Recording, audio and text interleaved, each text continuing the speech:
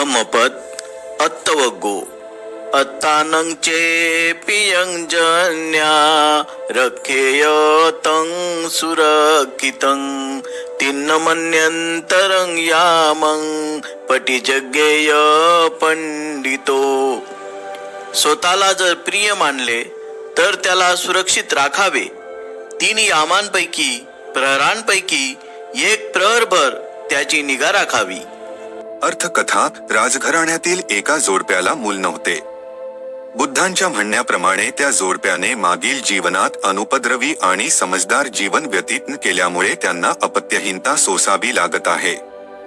दक्षतापूर्वक जीवन जगावे असा त्यांना सल्ला देऊन बुद्धांनी ही गाथा उच्चारली।